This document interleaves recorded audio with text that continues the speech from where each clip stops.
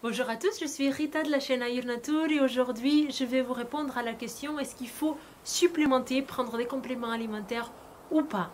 Alors c'est une question qu'on me pose souvent et c'est pas anodin, c'est normal qu'on se pose cette question parce que c'est vrai qu'en France la naturopathie a pris une ampleur qui est très importante et finalement on voit beaucoup de publicités, de lobbies, de choses de labo naturelles que du coup proposent des compléments alimentaires. On voit beaucoup de supplémentation.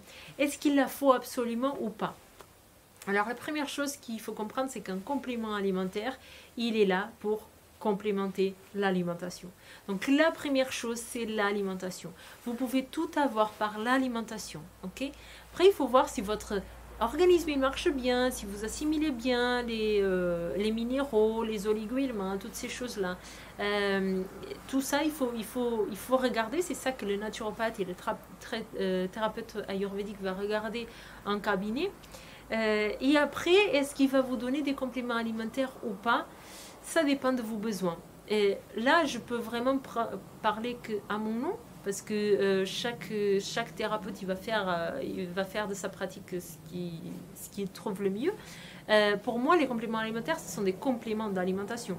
Donc la base, c'est vraiment l'alimentation, l'exercice physique, la gestion du mental. Donc ces trois choses-là, c'est vraiment le pourquoi de prendre 1 heure et demie de consultation pour voir en détail et pour faire quelque chose de très adapté à chaque personne. Après, il faut voir si la personne elle est prête à faire certaines choses par l'alimentation ou pas.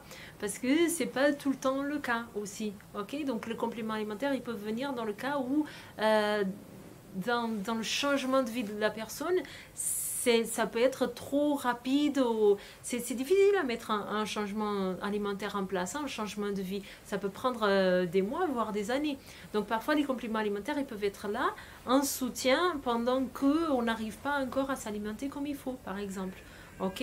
Après, il y a les cas des grosses carences aussi. Dans les grosses carences, on peut supplémenter pendant une certaine période et après arrêter. Après, ça c'est la vision de chaque personne.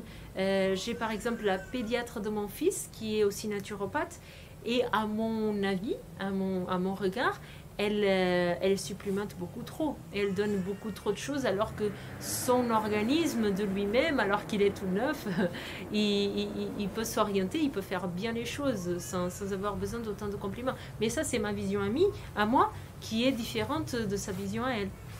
Après, il y a une autre chose aussi, c'est qu'en Ayurveda, on sait que les types Vata, ou avec des déséquilibres Vata, ils ont beaucoup de mal à assimiler les compléments alimentaires.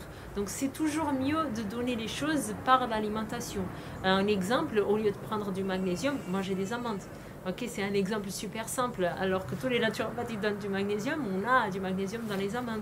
Ok, donc il y a pas mal d'exemples comme ça. Donc tout ce qui est micronutriments, toutes ces choses-là, on a dans l'alimentation. Mais après, est-ce que la personne elle est prête à faire ce changement ou pas? C'est la grande question.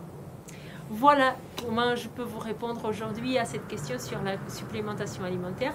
Si vous voulez savoir un peu plus sur votre dosage, je vous invite à faire le questionnaire qui est gratuit, qui est un descriptif de la vidéo. Et je vous dis à la prochaine vidéo. Merci.